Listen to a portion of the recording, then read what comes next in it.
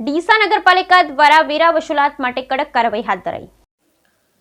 ડીસા નગરપાલિકા દ્વારા વેરા વસૂલાત માટે કડક કાર્યવાહી। વેરા બાકીદારોના 20 પાણીના કનેક્શન કાપી દેવાયા। ડીસા નગરપાલિકા દ્વારા વેરા વસૂલાત માટે સઘન ઝુંબેશ હાથ કરવામાં આવ્યો છે અને બાકીદારોના પાણી કનેક્શન કાપવાની કાર્યવાહી હાથ ધરાઈ છે। ડીસા નગરમાં રહેતા અને પ્રોપર્ટી ધરાવતા કેટલાક રીઢા બાકીદારો દ્વારા વેરા ભરવામાં આવતા નથી, જેથી નગરપાલિકા દ્વારા વેરા વસૂલાત માટે સઘન ઝુંબેશ હાથ ધરવામાં આવ્યું છે।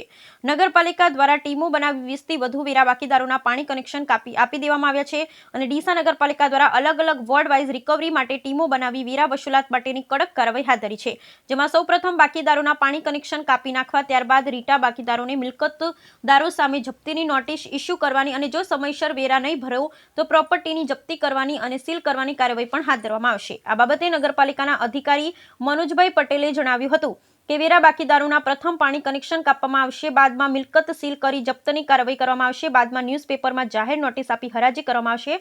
જો કે બાકીદારો માટે હજુ પણ વેરા ભરવા માટેનો સમય છે। બ્યુરો રિપોર્ટ ભરત હક્કડી, બનાસકાંઠા।